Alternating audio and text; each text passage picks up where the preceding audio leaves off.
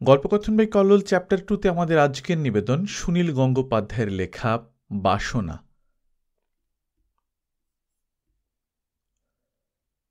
মাদারীপুর শহর থেকে পিতার সঙ্গে বাড়ি ফিরছে মহাদেব ঘোষাল। ব্রিটিশ আমলের পূর্ববঙ্গ, এইসব অঞ্চলের ট্রেন লাইন তো নেই, বাসও চলে না। বর্ষাকালে নৌকোপথেই যাতায়াত করতে হয়, গ্রীষ্মকালে পায়ে হাঁটা বা গরুর গাড়ি। ঘোষালদের নিজস্ব নৌকো ও গরুর গাড়ি দুইই আছে। মহাদেব ঘোষাল কলকাতায় পড়াশোনা করে, বিএ পরীক্ষা দিয়ে সদ্য আবার গ্রামে ফিরেছে। তার বাবা তাকে বিষয় সম্পত্তির ব্যাপারে বুঝিয়ে দিচ্ছেন। মাদারীপুর যেতে হয়েছিল জমি জমা সংক্রান্ত একটি মামলার তদারক করতে। নৌকোটি বেশ প্রশস্ত, ঠিক বজরা নয়, মাঝের অংশটি ছই ঘেরা। আকাশ মেঘলা, গরম তেমন নেই। তাই মহাদেবের বাবা জগদীন্দ্র ঘোষাল ছইয়ের বাইরে একটা বেতের চেয়ারে বসে হুঁকো টানছেন। কোঁচানো ধুতির উপর হলুদ বেনিয়ান পরা, মাথার চুল তেল চপচপে। প্রায় 55 বছরের কাছাকাছি বয়স হলেও জগদীন্দ্র ঘোষালের চুল পাকেনি। বেশ বলিষ্ঠ চেহারা, নাকের নিচে পাকানো গোঁফে তার ব্যক্তিত্বের প্রকাশ।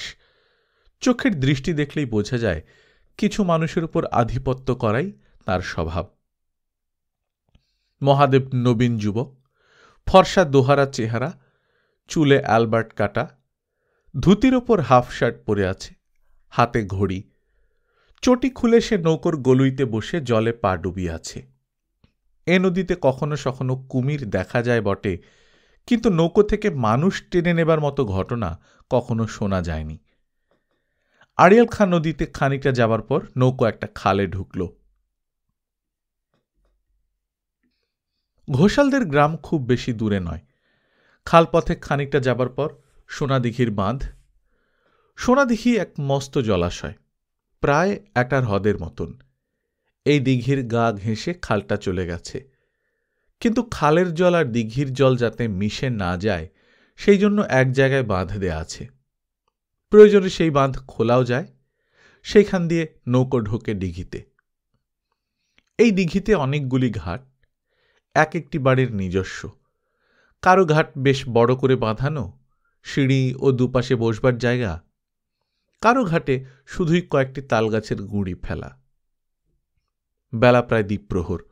কোনো ঘাটে জেলেরা জাল ফেলে মাছ ধরছে, কোনো ঘাটে স্নান করছে নারী পুরুষ। স্ত্রীলোকদের জন্য আলাদা ঘাট নেই, তবে পুরুষ ও নারীরা ভিন্ন ভিন্ন সময়ে স্নান করতে আসে, যেন একটা অলিখিত নিয়মই আছে। চক্রবর্তীদের ঘাটে এখন শুধু মেয়েরা স্নানে নেমেছে, বিভিন্ন বয়সের 7-8 জন। মহাদেব জল থেকে পা তুলে উঠে দাঁড়িয়েছে। জগদীন্দ্র ঘন ঘন হুঁকোয় টান দিচ্ছেন। একটু দূরেই দেখা যাচ্ছে ঘোষালদের ঘাট, সেখানে দাপাদাপি করছে কয়েকটি কিশোর। মেয়েদের স্নানের দৃশ্যে পুরুষদের তাকাতে নেই। ব্লাউজ বা সায়া সেমিজ পরে মেয়েরা স্নান করতে আসে না, শুধু গায়ে একটি শাড়ি জড়ানো থাকে। জলে ভিজলে শরীরের রেখা স্পষ্ট হয়ে যায়, সুতরাং সেদিক থেকে পুরুষদের মুখ ফিরিয়ে রাখাই নিয়ম। তবে আর চোখে 2-1 বার দেখবে না এমন পুরুষও জগতে দুর্লভ। জগদীন্দ্র, মহাদেব ও এই নৌকোর দাঁড়ি মাঝি সকলেই চক্রবর্তীদের ঘাটের দিকে বেশ কয়েকবার চকিতে দৃষ্টিপাত করল।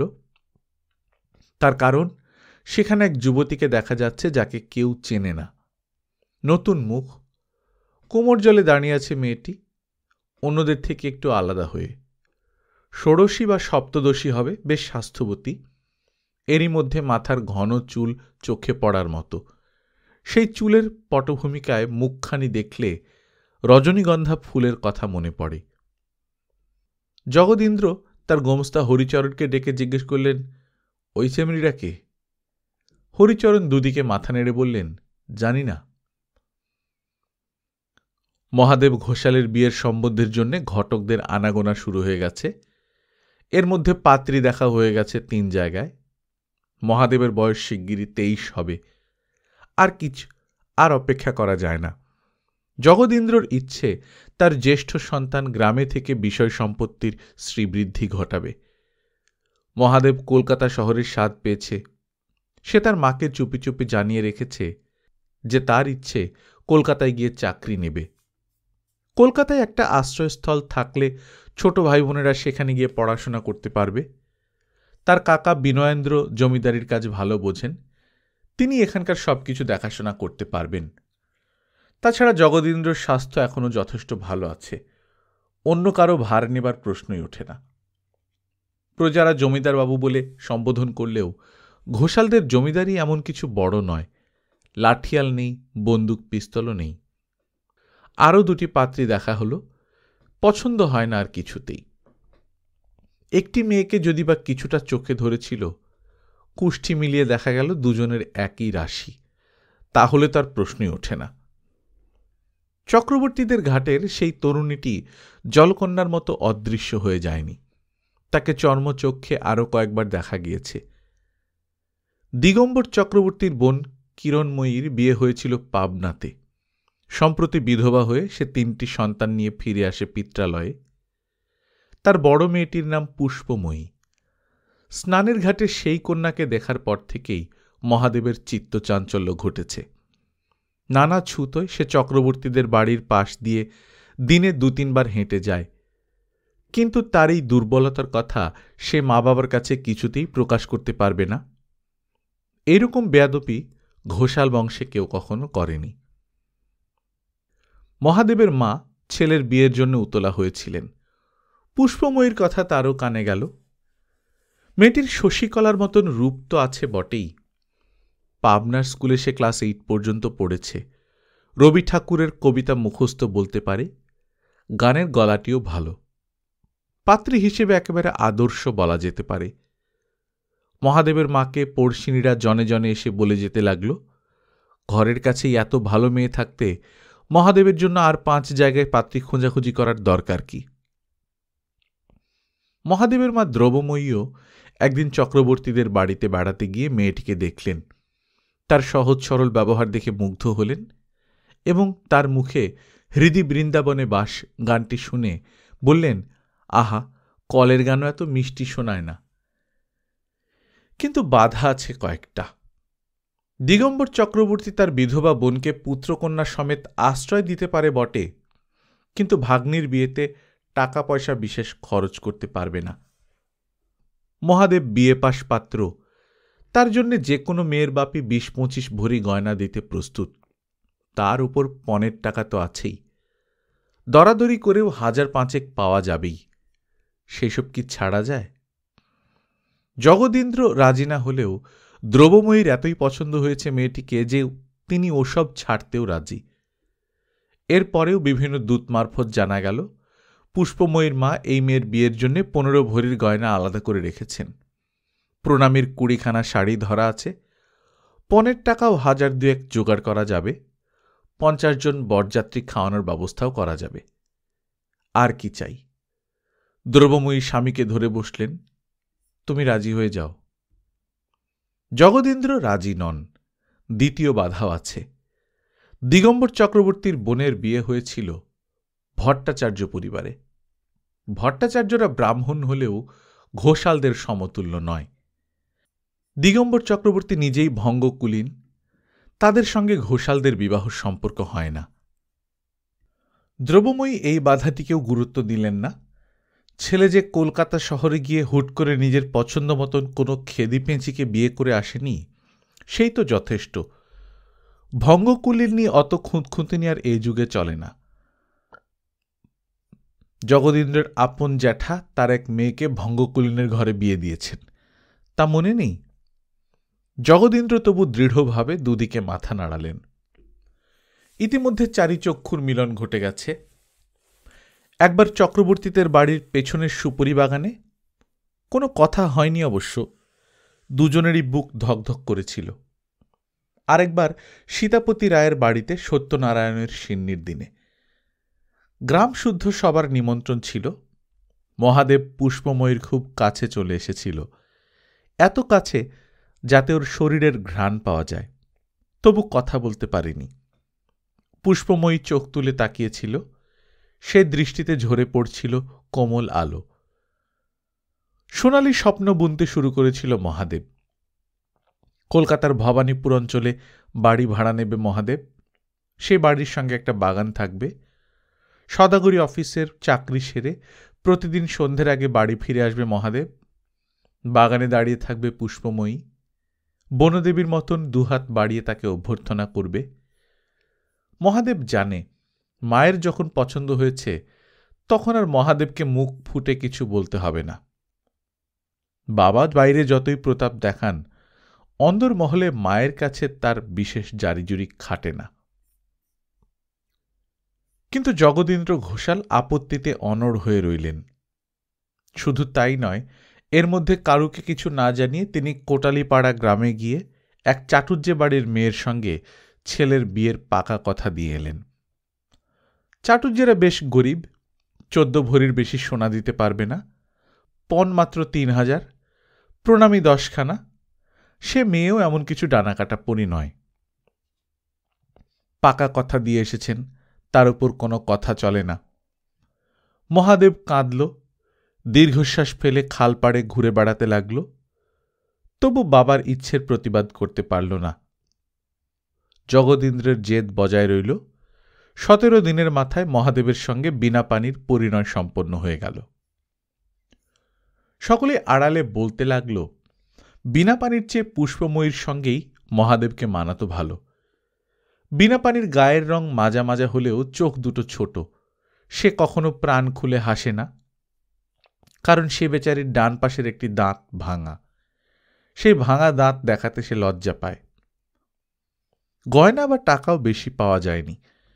তবু পুষ্পময়ীকে বাদ দিয়ে ওই চাটুজ্জে বাড়ির মেয়েকে বউ করে ঘরে আনার জন্যে জগদীন্দ্র কেন জেদ ধরে রইলেন তা বোঝা গেল না। সেটা রহস্যই রয়ে গেল। আসল কারণটা জগদীন্দ্র ছাড়া কেউ কোনোদিনই জানবে না। সেই প্রথম দিনে নৌকো করে আসার সময় সোনাদিঘিতে চক্রবর্তীদের ঘাটে নতুন মেয়েটিকে দেখে সহসা মুগ্ধ হয়েছিলেন জগদীন্দ্র। এক কোমর জলে দাঁড়ানো সেই কন্যার ঝলমলে যৌবনের দিকে কয়েক পলক তাকিয়েই জগদীন্দ্র কামমোহিত হয়েছিলেন। তার পৌরুষ দপ করে জ্বলে উঠেছিল, তবে তা মাত্র কয়েক মুহূর্তের জন্যে। জগদীন্দ্র মান্যগণ্য ব্যক্তি, পরের বাড়ির কুলোবালার প্রতি কুনজর দেয়া তাকে মানায় না। কাম প্রবৃত্তি বশে সজ্ঞানে পরনারী হরণ করাও তার স্বভাব নয়। ব্রাহ্মণ পরিবারে একাধিক বিবাহ করা অতি স্বাভাবিক ব্যাপার। তার বাপ জ্যাঠার 3টি করে স্ত্রী ছিল, কিন্তু জগদীন্দ্র সে চিন্তা কখনো মনে স্থান দেননি। কিন্তু কোন নারীকে দেখে মুগ্ধ হওয়াটা তো দমন করা যায় না। শরীর যদি উত্তেজিত হয় সেটাও শরীরের ধর্ম। তবু শরীরের তাড়নায় জোর করে সেই নারীকে ভোগ করার জন্য কখনো ছুটে যাননি জগদীন্দ্র। কেউ তাকে বর্বর লম্পট বলতে পারবে না। যে যুবতীকে দেখে তিনি মনে মনে কামবোধ করেছিলেন, তাকে কি নিজের পুত্রবধূ করে ঘরে আনা যায়? বাড়ির মধ্যে ঘুরতে ফিরতে তাকে দেখা যাবেই। যদি আবার বিচলিত হয় শরীর? পুত্রবধূ তো কন্যা সমা। কিন্তু পুষ্পময়ীকে সেই চক্ষে দেখেননি জগদীন্দ্র। না, ও মেয়েকে বাড়িতে আনা চলে না। মাঝে মাঝে তামাক টানতে টানতে একলা বসে অন্যমনস্ক হয়ে যান। লজ্জায় অনুতাপে ধিক্কারে তার মন ভরে যায়। তিনি নিজেও খুব ভালোই বুঝেছিলেন যে ওই পুষ্পময়ীর সঙ্গেই মহাদেবের বিয়ে দিলে অনেক ভালো হতো, রাজ্যট হতো। তা তার নিজের দোষেই হতে পারল না।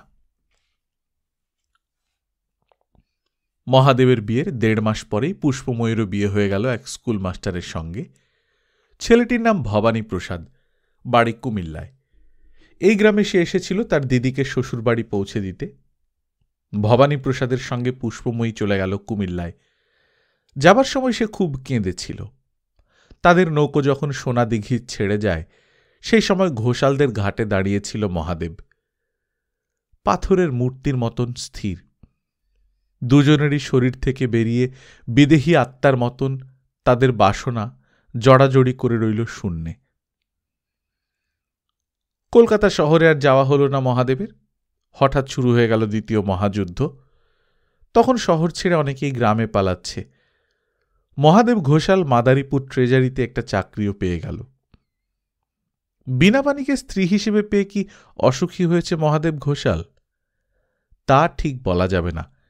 স্বামীর সেবা যত্নে বিনা পানির কোনো ত্রুটি নেই। সে ভালো লেখাপড়া জানে না, বঙ্কিমবাবুর উপন্যাস পড়তে গেলে মানে বোঝে না। মহাদেব শেক্সপিয়ার আবৃত্তি করে শোনালে সে হাঁ করে চেয়ে থাকে। সে গানও জানে না, কিন্তু তার রান্নার হাত চমৎকার। অচিরেই সে সুগৃহিণী হিসেবে এই সংসারে নিজের গুরুত্ব প্রমাণ করল। পরপর 3টি সন্তানের জন্ম দিল সে। মহাদেব মাদারীপুরে বাসা ভাড়া করে একলা থাকে, সপ্তাহান্তে বাড়িতে আসে। কিন্তু পুষ্পময়ীকে নিয়ে দেখা তার সোনালী স্বপ্নটা কিছুতেই মুছে যায় না। ভবানীপুরের সেই কল্পিত বাড়িটি সে এখনো দেখতে পায়। সেখানে বাগানের ঘন গাছপালার মধ্যে দাঁড়িয়ে আছে পুষ্পময়ী, 2টি হাত বাড়িয়ে তাকে ডাকছে। অফিসের কাজে তাকে একবার যেতে হয়েছিল কুমিল্লায়। স্কুল মাস্টার ভবানীপ্রসাদের বাড়ি খুঁজে বার করা এমন কিছু কঠিন নয়। দুজনেরই বিয়ে হয়ে গেছে, এখন দেখা সাক্ষাতে কোনো দোষ নেই। গ্রাম সম্পর্কের কুটুমের বাড়ি তো লোকে যায়ই। মহাদেব তবু গেল না। পুষ্পময়ীকে পরস্ত্রী হিসেবে সে কিছুতেই সহ্য করতে পারবে না। ডাক বাংলায় সারা রাত তার ঘুম এল না। ছটফট করল বিছানায়, বালিশে মুখ গুঁজে ফিসফিস করে ডাকতে লাগল পুষ্পময়ীর নাম ধরে। পুষ্পময়ী সম্পর্কে আকর্ষণের এই তীব্রতায় নিজেই অবাক হয়ে যায় মহাদেব। বিয়েটা নিয়তির ব্যাপার। যার সঙ্গে যার কপালে লেখা থাকে তার সঙ্গেই বিয়ে হয়। পুষ্পময়ীকে ভালো লেগেছে, কিন্তু কপালে নেই। তাকে স্ত্রী হিসেবে পাবে কি করে? তার নিজের স্ত্রী এখন গর্ভবতী। পুষ্পময়ীর সঙ্গে হয়তো আর কোনোদিনই দেখা হবে না। তবু মনে পড়ে। তার কথা কেন এত মনে পড়ে? পুষ্পময়ীর জীবনও সুখের হল না। ভবানীপ্রসাদের সংসারটি সচ্ছল নয়, তাও পুষ্পময়ী মানিয়ে নিয়েছে, কিন্তু স্বামীটি একেবারেই রসকসহীন। ভবানীপ্রসাদ বেশি কথা বলে, সর্বক্ষণ কথা বলে। অতি তুচ্ছ বিষয় নিয়ে কথা বললেও সে কিছুতেই থামতেই চায় না। সে গান বাজনার ধার ধারে না। স্কুলে সে অঙ্ক পড়ায়, বাড়িতেও 2-4 পয়সা খরচ করতে হলে অঙ্ক কষে। অন্য দিক দিয়ে অবশ্য মানুষটি খারাপ নয়, মায়াদয়া আছে, সচ্চরিত্র। পুষ্পময়ীর অসুখী হবার কারণটি তার নিজস্ব। সবাই ধরে নিয়েছিল মহাদেবের সঙ্গে তার বিয়ে হবে। তার এক মামাতো বোন বলেছিল, তুই কি ব্রত করেছিলে রে পুষ্প, যে একেবারে সাক্ষাৎ মহাদেবের মতন স্বামী পাবি? মহাদেবের সঙ্গে সামনাসামনি কখনো কথা বলেনি পুষ্পময়ী। দূর থেকে অনেকবার দেখেছে। সুন্দর স্বাস্থ্যবান পুরুষ, গম্ভীর, লেখাপড়া জানার ছাপ আছে তার মুখে। একদিন দুপুরে দেখেছিল মহাদেব একটি আমলকি গাছের তলায় দাঁড়িয়ে আপন মনে আবৃত্তি করছিল, কে যেন আমারে এনেছে ডাকিয়া ভুলে। দূর থেকে দাঁড়িয়ে পরম তৃষিতের মতন শুনেছিল পুষ্পময়ী। সেদিনই সে মহাদেবকে মন প্রাণ সমর্পণ করেছিল। সেই মানুষটি তাকে এত বড় আঘাত দিল। তার বাবা অন্য জায়গায় বিয়ে ঠিক করলেও সে একবারও প্রতিবাদ করল না। যাক, যা হয়ে গেছে তা তো আর ফেরানো যাবে না। হিন্দুর ঘরের মেয়ে হয়ে জন্মেছে, যে পুরুষ সিঁদুর পরিয়ে দিয়েছে তার সঙ্গেই সারা জীবন কাটাতে হবে। গর্ভে ধারণ করতে হবে তার সন্তান। বিয়ের পর পরপুরুষের কথা চিন্তা করতে নেই। পুষ্পময়ী ও মহাদেবকে মন থেকে মুছে ফেলবার চেষ্টা করল। শুধু অপমানের কাঁটাটা বুকে বাজে। মহাদেব ঘোষাল তাকে অবহেলা করে অন্য নারীকে স্ত্রী হিসেবে বরণ করে নিল বাপের সুপুত্র হয়ে। না, ও নাম সে আর মনে করবে না। কিন্তু মনকে শাসন করবার কোনো উপায় কি আজ অবধি বেরিয়েছে? এমন একটা সাংঘাতিক ঘটনা ঘটল যাতে পুষ্পময়ী কেঁদে কেটে অস্থির। বিয়ের কয়েকদিন পরে স্বামী স্ত্রী মিলিত হয়েছে। সেই অন্ধকার, সেই রতিক ক্রীড়ার সময় পুষ্পময়ীর হঠাৎ মনে হল ভবানীপ্রসাদ নয়, যেন মহাদেব ঘোষাল তার সঙ্গে সঙ্গম নিরত। অন্ধকারেও পুষ্পময়ী স্পষ্ট দেখতে পাচ্ছে তার মুখ। এই কথা কি কারুকে বলা যায়? ছি ছি ছি, কি পাপ, কি পাপ! পুষ্পময়ী নিভৃতে কেঁদে ভাসাল, দেয়ালে মাথা ঠুকল। তবু এরপরেও আর একদিন অবিকল সেই রকম তার বুকের উপর ভবানীপ্রসাদের বদলে সে দেখতে পায় মহাদেবকে। ভবানীপ্রসাদ ফিসফিস করে কি সব বলছে, অথচ পুষ্পময়ী শুনতে পাচ্ছে মহাদেবের কণ্ঠস্বর। পুষ্পময়ী লজ্জা, আত্মগ্লানি, অপরাধ বোধে একা একা ভোগে। তার আরেকটা ভয় হল, এরপর যদি তার একটি ছেলে জন্মায়, যদি তার মুখে মহাদেবের আদল আসে, যে আসবে সে কি মহাদেবেরই সন্তান হবে? এই লজ্জা থেকে মুক্তি পাবার একমাত্র উপায় আত্মহত্যা। যথাসময়ের একটু আগেই পুষ্পময়ীর সন্তান প্রসব হল, ছেলে নয় মেয়ে। পুষ্পময়ীর আর আত্মহত্যা করা হল না, তার পাপ গোপনই রয়ে গেল। দ্বিতীয় মহাযুদ্ধ শেষ হবার 1 বছর পরেই শুরু হয়ে গেল দাঙ্গা। তারপর খুব হুড়োহুড়ি করে দেশ বিভাগ ও স্বাধীনতা। কারা কোথায় বসে কোটি মানুষের ভাগ্য নিয়ে ছিনিমিনি খেলে দেশ ভাগ করল, তা এইসব গ্রামের মানুষ কিছু জানলই না। দেশ বিভাগ, এমনকি স্বাধীনতারও তাৎপর্য প্রথম প্রথম বোঝা যায়নি। চতুর্দিকে নানা রকম গুজব। কারা যেন রটিয়ে দিতে লাগলো, পূর্ব বাংলা এখন পাকিস্তান, এটা মুসলমানদের দেশ হয়ে গেছে, এখানে হিন্দুরা আর থাকতে পারবে না। তাই শুনে জগদীন্দ্র ঘোষাল চোটপাট করে বলেন, কি আমাদের 7 পুরুষের বসত বাড়ি, আর এখান থেকে আমাদের তাড়াবে? আসুক দেখি। কয়েকখানা বর্ষা ও তলোয়ার আছে বাড়িতে, তিনি সেগুলো শান দিতে লাগলেন। স্বাধীনতার পর দাঙ্গা আরও বেড়ে গেল। পশ্চিমবাংলায়, বিহারে দাঙ্গা হয়, তার প্রতিক্রিয়া শুরু হয় পূর্ব পাকিস্তানে। শহর থেকে ক্রমশ দাঙ্গা ছড়িয়ে পড়ল গ্রামে। বাইরে থেকে একদল দাঙ্গাকারী যখন এই গ্রামে হামলা করতে এলো, স্থানীয় মুসলমানেরাই ঘোষালদের বাড়ি ঘিরে রক্ষা করল। দূর দূরান্ত থেকে নানা রকম খবর আসে। কুমিল্লার ভয়াবহ দাঙ্গার খবর শুনে মহাদেব দারুণ আশঙ্কায় মুষড়ে পড়ে। পুষ্পময়ীরা কেমন আছে? মহাদেবের ইচ্ছে করে কুমিল্লায় ছুটে যেতে। যাওয়া হয় না অবশ্য। কয়েক বছর টিকে থাকার পর 50 সালে অবস্থা মারাত্মক হল। গ্রামের শুভার্থী মুসলমানরাই একদিন জগদীন্দ্র ঘোষালকে বলল, কর্তা, আর বুঝি ঠেকানো যায় না। কারা কারা গ্রামে গ্রামে আগুন ছড়াচ্ছে বুঝি না। চক্রবর্তীরা, রায়েরা, ব্যানার্জিরা, চৌধুরীরা এর মধ্যেই বাড়ি ছেড়ে চলে গেছে। গ্রাম প্রায় ফাঁকা। প্রতি রাতেই দূরে দূরে দেখা যায় আগুনের শিখা, মানুষের গর্জন আর আর্তচিৎকার। আর ভরসা করা যায় না। একদিন সকালে 2টি বড় বড় নৌকোয় জিনিসপত্র ও কাচ্চা বাচ্চা সমেত 13 জনকে তুলে ঘোষাল পরিবার পূর্বপুরুষের ভিটেমাটি ছেড়ে পাড়ি দিল অনিশ্চয়তার দিকে। সোনাদিঘির বাতাস ভরে রইল কান্নায়। জগদীন্দ্রর ছোট ভাই বিনয়েন্দ্র শুধু রয়ে গেলেন। তিনি বিয়ে করেননি। তিনি বাড়ি ছেড়ে কোথাও যেতে রাজি নন। মরতে হয় এখানেই মরবেন। নৌকো দুখানি শেষ পর্যন্ত কলকাতায় পৌঁছতে পারল না, লুট হয়ে গেল মাঝপথে। তখনকার মতন সবাই প্রাণে বাঁচলেও বেনাপোলে এসে কলেরায় মারা গেল মহাদেবের একটি ভাই।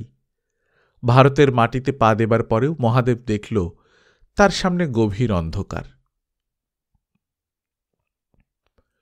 রিফিউজি কলোনিতে কিছুতেই থাকতে রাজি নন জগদীন্দ্র ঘোষাল। 12 জাতের লোকের সঙ্গে মিশে সরকারের অনুগ্রহ প্রার্থী হয়ে ভিখিরিদের মতো লাইনে দাঁড়াতে হবে, এর চেয়ে মরে যাওয়া ভালো। হুন্ডি করে আগে থেকে 2000 টাকা পাঠিয়ে দেয়া হয়েছে। লুটপাট হবার পরেও বিনা পানি কিছু গয়না বাঁচিয়ে রেখেছে। তা দিয়ে যে কটা দিন ভদ্রলোকের মতো বাঁচা যায় বাঁচবে, তারপর সবাই মিলে গলায় দড়ি দেবে। ভবানীপুরের সেই বাগানওয়ালা স্বপ্নের বাড়ি নয়, 2খানা মাত্র ঘর ভাড়া নেয়া হলো নারকেলডাঙ্গায়। পাকা বাড়ি, ওপরে টালির ছাদ, পাশেই বিশাল বস্তি। লোকসংখ্যা যেমন হুহু করে বাড়ছে কলকাতায়, তেমনি বাড়ছে বাড়ি ভাড়া। নারকেলডাঙ্গার এই বাড়িটাতে আরও 3টি পরিবার ভাড়া থাকে। একটি মাত্র টিউবওয়েল, জলের জন্য প্রতিদিন ঝগড়া হয়। 3.5 মাস ঘোরাঘুরি করার পর অতি কষ্টে একটা চাকরি জোগাড় করল মহাদেব ঘোষাল। মার্চেন্ট অফিসে কেরানিগিরি, 132 টাকা মাইনে।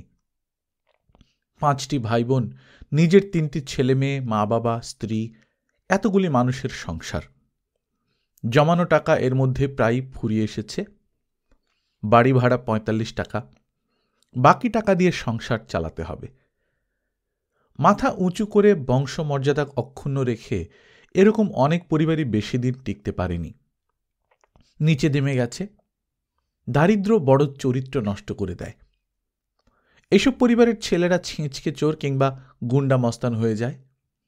রাজনৈতিক নেতার আশ্রয় পুষ্ট হয়ে খুনটুন করতেও শেখে, বোমা পাইপগান তৈরিতে হাত পাকায়। মেয়েগুলো রাতারাতি নষ্ট হয়ে যায়। কিন্তু মহাদেব প্রথমে একটা সিদ্ধান্ত নিয়েছিল, একবেলা না খেয়ে থাকবে তবু সই, কিন্তু ছেলে মেয়েদের কিছুতেই অধপাতে যেতে দেবে না। এই অচেনা জায়গায় নির্বান্ধব পরিবেশে সসম্মানে টিকে থাকার একটা উপায় আছে, লেখাপড়া শিখতে হবে। লেখাপড়া শিখে অন্যদের উপর টেক্কা দিতে হবে। কঠোর শাসন প্রবর্তন করল মহাদেব।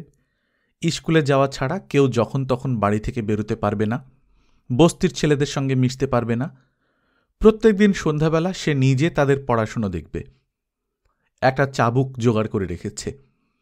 অবাধ্য সন্তানদের সে চাবুক মারতেও দ্বিধা করে না।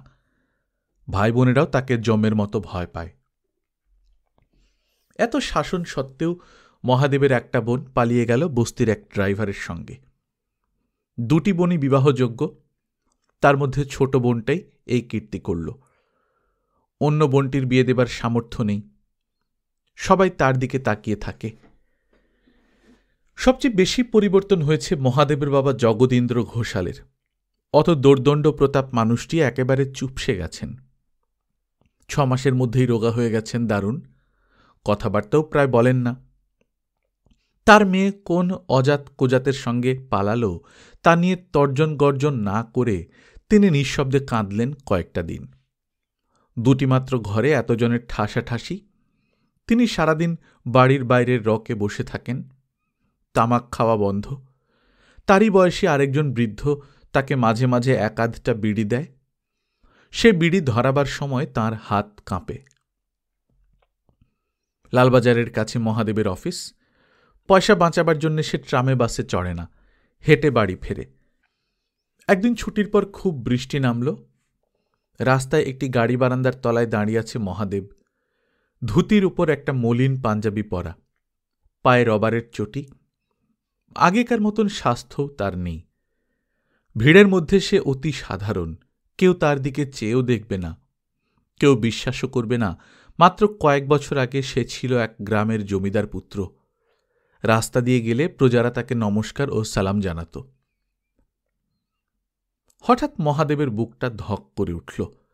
ছাতা মাথায় দিয়ে এক মহিলা একটি শিশুর হাত ধরে এগিয়ে যাচ্ছে ট্রাম স্টপেজের দিকে। পুষ্পময়ী না? মহাদেবের ইচ্ছে হল দৌড়ে যেতে। তক্ষুনি মহিলাটি একবার মুখ ফেরাল। না, চেহারার কিছুটা মিল থাকলেও অন্য নারী। মহাদেব তবু এক দৃষ্টিতে তাকিয়ে রইল সেদিকে। কোথায় কেমন আছে পুষ্পময়ী? কুমিল্লার কোনো খবর পাওয়া যায়নি। বুক মুচড়ে মুচড়ে মহাদেব অস্ফুট স্বরে পুষ্পময়ীর নাম ধরে ডাকতে লাগল। এত দারিদ্র্য, হতাশা, এত তিক্ততা, তবু যৌবনের স্বপ্ন একেবারে হারিয়ে যায় না। পুষ্পময়ীর কোমল মুখখানি ফিরে ফিরে আসে তার কাছে। পুষ্পময়ীরও মুখও অবশ্য তেমন আর কোমল নেই। কুমিল্লা ছেড়ে তারাও চলে যেতে বাধ্য হয়েছে। তবে ভবানীপ্রসাদ কলকাতার দিকে না এসে আশ্রয় নিয়েছে ত্রিপুরায়। ওদিক থেকে কাছাকাছি হয়।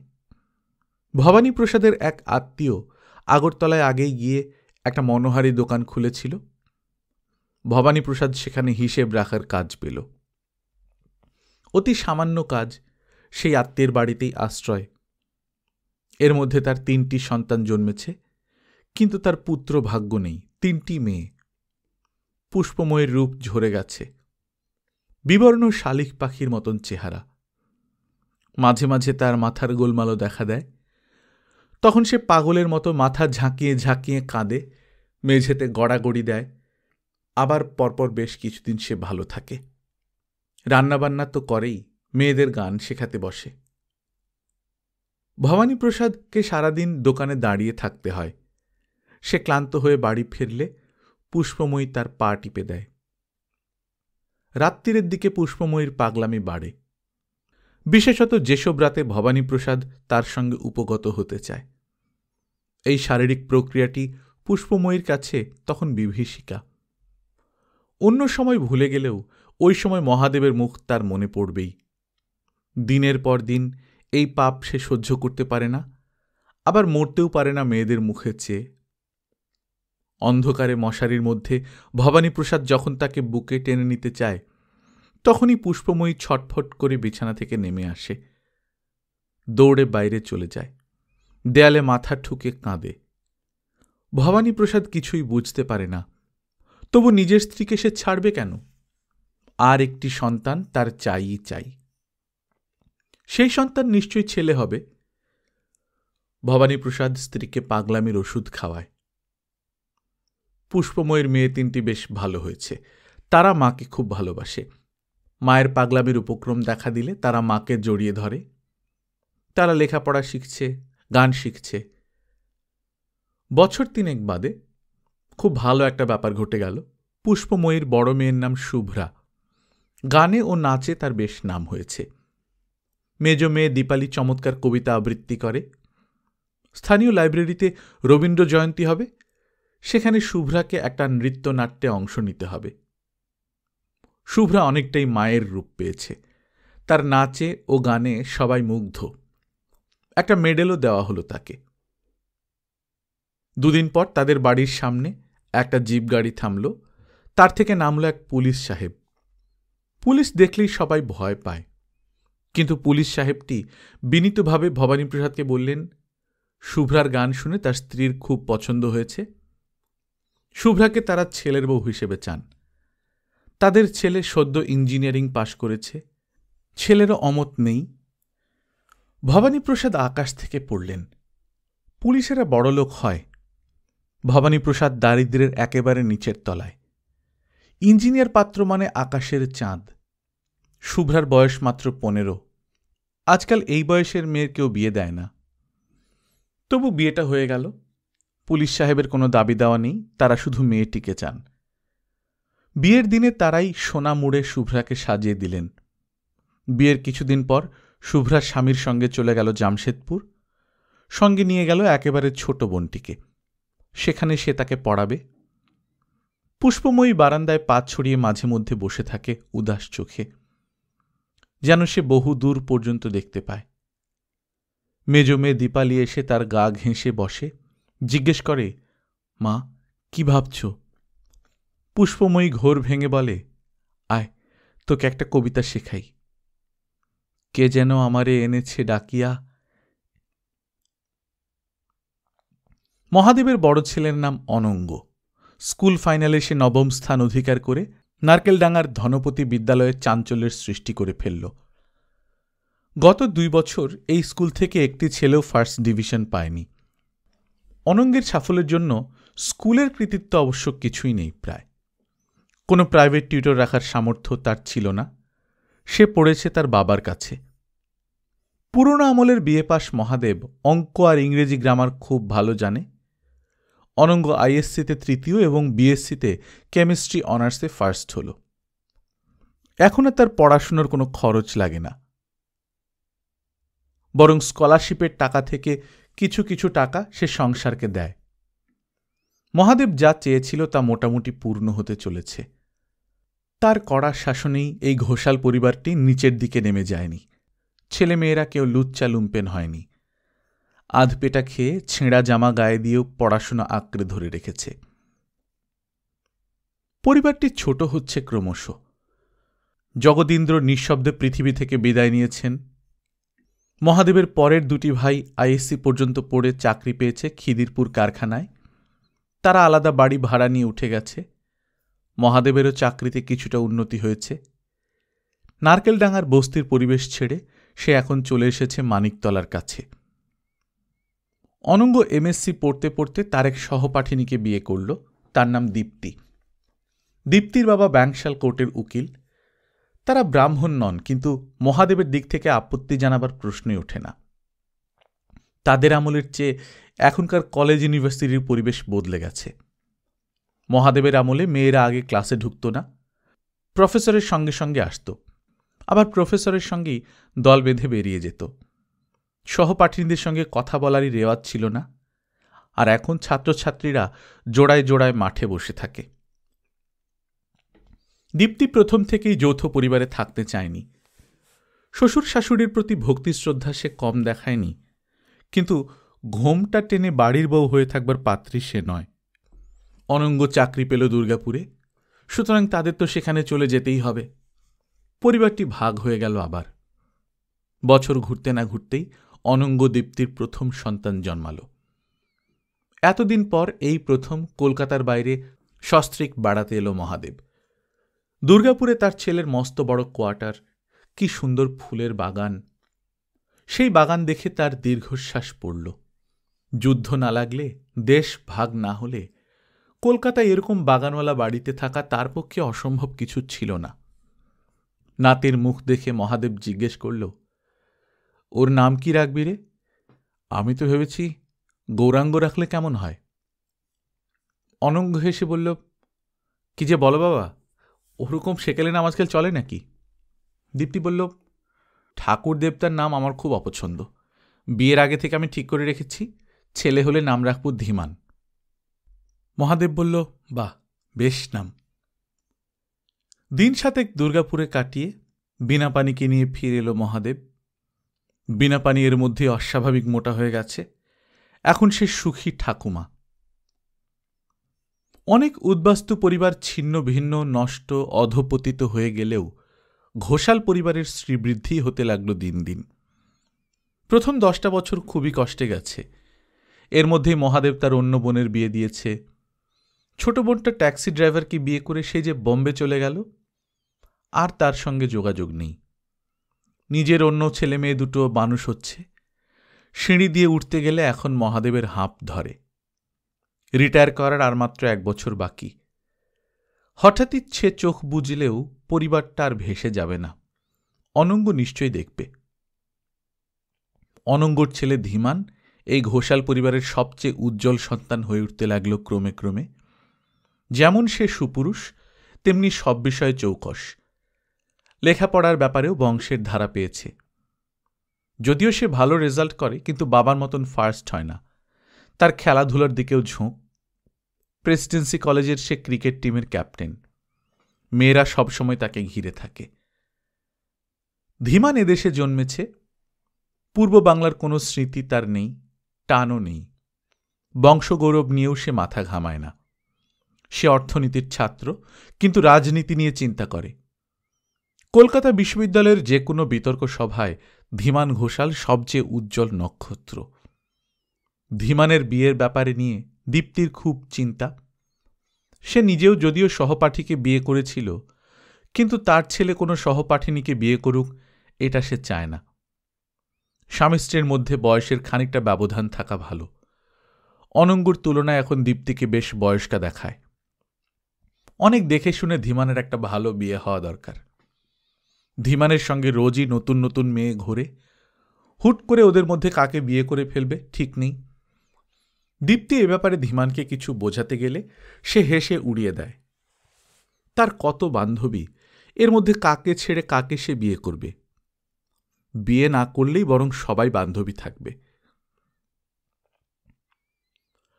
মহাদেব হার্ট অ্যাটাকে মারা গেছে 3 বছর আগে। নাকে অক্সিজেন লাগানো অবস্থায় সে ভেবেছিল, আমি মরে যাচ্ছি, পুষ্পময়ী কি এখনো বেঁচে আছে? আর দেখা হলো না তার সঙ্গে। কোনোদিন একটি কথাও বলা হল না।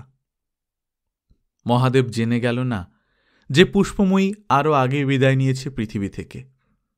শেষ নিঃশ্বাস ফেলার আগে সে ভবানীপ্রসাদের হাত চেপে ধরে বলেছিল, তুমি আরেকটা বিয়ে করো, তাকে নিয়ে সুখী হবে। অনঙ্গ ভাই বোনদের ব্যবস্থা করে দিয়েছে। মাকে এনে রেখেছে নিজেদের কাছে। বীণাপানির সঙ্গে প্রায়ই দুপুরে বসে দীপ্তি ধীমানের বিয়ে সম্পর্কে আলোচনা করে। দীপ্তির ওই একমাত্র সন্তান, আর হয়নি, কিংবা সে চায়নি। জিআরই পরীক্ষা দিয়ে ধীমান আমেরিকার একটি বিশ্ববিদ্যালয়ে পিএইচডি করার সুযোগ পেয়ে গেল। দীপ্তির তাতে ঘোর আপত্তি। একমাত্র ছেলেকে সে দূরে যেতে দিতে চায় না। আজকাল আমেরিকায় গেলে আর কেউ ফিরে আসে না। সে ছেলেকে বলল, তোর বাবা এমএসসিতে ফার্স্ট হয়েছিল, ইচ্ছে করলে সে বিদেশে যেতে পারত না? আমারও রেজাল্ট খারাপ ছিল না, আমরা দুজনেই বিদেশে সেটেল করতে পারতাম। আমরা স্যাক্রিফাইস করেছি, আর তুই? ধীমান হেসে বলল, কি যে বলো না মা, তোমরা স্যাক্রিফাইস করেছো বলে কি দেশে উন্নতি হয়েছে? আর আমি কি থাকতে যাচ্ছি নাকি? ফিরে আসব, অনেক ফরেন এক্সচেঞ্জ নিয়ে আসবো, তাতে দেশের উপকার হবে। এয়ারপোর্টে দীপ্তি চোখের জল সামলাতে পারল না। ধীমান টারমেক দিয়ে যাবার সময় একবারও পেছনে তাকালো না। অনঙ্গ ভাবল, আমরা পূর্ববঙ্গ থেকে চলে এসেছি, পশ্চিম আমাদের টানতে টানতে নিয়ে চলেছে আরও পশ্চিমে। প্লেনে ধীমানের ঠিক সামনের সিটে বসেছে একটি বাঙালি তরুণী। ধীমানের সঙ্গে আলাপ হল। ওর নাম সুনেত্রা সান্যাল। যাদবপুর থেকে ইংরেজিতে MA পাশ করেছে, সেও যাচ্ছে আমেরিকায়। এরকম অনেক মেয়ের সঙ্গেই ধীমানের ভাব হয়, গল্প ইয়ার্কি ঠাট্টা চলে। কিন্তু প্লেনে যখন রাত হল, পাশের লোকটিকে ধীমান অনুরোধ করে জায়গা বদল করে সুনেত্রার সঙ্গে কিছুক্ষণ কথা বলার পর একবার হাতে হাত ছোঁয়ার পরই ধীমানের বুকে যেন একটা ধাক্কা লাগল। সে তার কারণটা ঠিক বুঝতে পারল না। তারপর থেকে সুনেত্রার সঙ্গে চোখাচোখি হলেই একটুক্ষণ ওরা কোনো কথা না বলে চুপ করে যায়। নিউ ইয়র্কে নামার পর সুনেত্রা যাবে মেরিল্যান্ডে, ধীমান যাবে ইন্ডিয়ানার ব্লুমিংটনে। দুজনকেই একটা দিন করে অপেক্ষা করে প্লেন ধরতে হবে। সুনেত্রাকে তার বাবার এক বন্ধু নিউ ইয়র্কে রিসিভ করবে। ধীমানের জানাশোনা কেউ নেই। সুনেত্রা বলল, আপনি আমাদের সঙ্গে থাকবেন? আমার বাবার বন্ধুকে আমি বলে দেখতে পারি, নিশ্চয়ই তাদের বাড়িতে জায়গা হয়ে যাবে। ধীমান বলল, না, আমি হোটেলে থাকব, আমার হোটেল বুক করা আছে। সুনেত্রার বাবার বন্ধুর নাম বিশ্বদেব, অতিশয় ব্যস্ত সমস্ত মানুষ। ধীমানের সঙ্গে আলাপ হবার পর সে হোটেলে থাকবে শুনে বলল, পাগল নাকি? আমার অত বড় বাড়ি খালি পড়ে আছে, আমার বউ ছেলে মেয়ে নিয়ে দেশে গেছে, তোমরা দুটিতে বেশ গল্প করবে। নিউ জার্সিতে আস্ত একটা দোতলা বাড়ি, সেখানে আর কেউ নেই। বিশ্বদেব ওদের পৌঁছে দিয়ে একটু পরে বেরিয়ে গেলেন। তার অফিসের পার্টি আছে, ফিরতে দেরি হবে। একালের ছেলেমেয়েরা ফাঁকা বাড়িতে থাকলেই পরস্পরের উপর ঝাঁপিয়ে পড়ে না। ধীমান ঘণ্টার পর ঘণ্টা কোনো বান্ধবীর সঙ্গে নিজের ঘরে বসে গল্প করেছে, কখনো চুমু খাবারও চেষ্টা করেনি। সুনেত্রাকে দেখলেই বোঝা যায় তাদের বাড়ির একটা বিশেষ সহবত আছে। সে নিজের সম্ভ্রম বজায় রাখতে জানে। কিন্তু আজ তার কি হল? ধীমান তাকে চুম্বকের মতো টানছে। ধীমানেরও মনে হল তার কোনো বান্ধবীর সঙ্গেই সুনেত্রার তুলনা হয় না। সে যেন এই মেয়েটির জন্যই এতকাল অপেক্ষা করেছিল। দুজনে মুখোমুখি দাঁড়িয়ে রইল কিছুক্ষণ। মুখে কিছু বলতে হল না, তাদের দুজনের দৃষ্টিতেই বোঝা যাচ্ছে পরস্পরকে তীব্রভাবে চায় তারা, এক্ষুনি। ধীমানের মুখখানা যেন এখন অবিকল মহাদেবের মতো। আর সুনেত্রার সঙ্গে তার দিদিমা পুষ্পময়ীর কি আশ্চর্য মিল!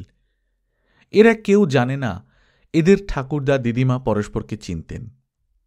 পূর্ব বাংলার সেই গ্রাম থেকে কত দূরে এসে 3 প্রজন্ম ধরে প্রবাহিত দুজন নারী পুরুষের অতৃপ্ত বাসনা আজ পূর্ণ হতে চলেছে। ওরা পরস্পরের কাঁধে হাত রাখল। গল্পকথন বাই কল্লোল চ্যাপ্টার 2তে শুনছিলেন সুনীল গঙ্গোপাধ্যায়ের লেখা বাসনা। আমরা নিয়মিত গল্প পাঠ করে শোনাচ্ছি। আপনারা যারা প্রথমবার মতো শুনছেন, কাইন্ডলি সাবস্ক্রাইব করে নেবেন। গল্প পাঠ ভালো লাগলে বন্ধুদের সঙ্গে শেয়ার করবেন।